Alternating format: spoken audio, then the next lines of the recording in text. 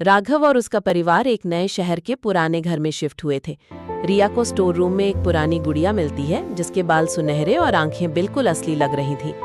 रिया कहती है, मम्मी देखो मुझे क्या मिला, इसका नाम लिली है। सुमन मुस्कुराते हुए कहती है, बेटा ये तो बहुत पुरानी है, चलो इसे साफ कर लेते हैं। रात के समय रिया अपने कमरे में सो रही थी, तभी उसे एक फुसफुसाहट सुनाई देती है। गुड़िया धीमी आवाज में कहती है, रिया क्या तुम जानती हो तुम्हारे पापा ने आज कबर्ड में क्या छुपाया है?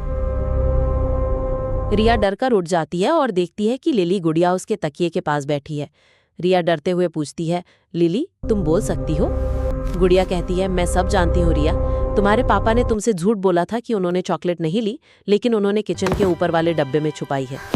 अगले दिन जब रिया ने किचन में देखा तो चॉकलेट वहीं थी। रिया को लगा लिली उसकी सबसे अच्छी दोस्त है, क्योंकि वो घर के सारे राज जानती थी। लेकिन धीरे धीरे लिली की बातें बदलने लगी। कुछ दिन बाद लिली की आंखें थोड़ी लाल दिखने लगी थी।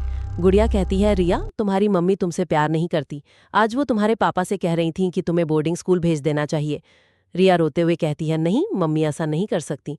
गुड़िया कहती है, वो तुमसे झूठ बोलते हैं रिया, सिर्फ मैं ही तुम्हारी अपनी हूँ। अगर तुम चाहती हो कि वो तुम्हें ना भेजें तो किचन का गैस नॉब खुला छोड़ दो, उन्हें थोड़ा सबक मिलना चाहिए। रिया गुड़िया की बातों में आकर वैसा ही करने जाती है, लेकिन तभी सुमन वहां आ जाती हैं।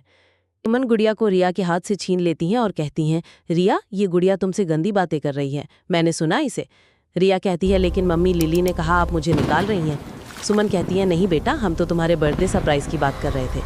सुमन गुड़िया को कचरे के डब्बे में फेंक देती हैं। रात को जब सब सो जाते हैं तो घर में अजीब सी सरसराहट होती है। सुमन और राघव अपने कमरे में सो रहे थे, तभी उन्हें महसूस होता है कि कोई उनके बेड के पास खड़ा है।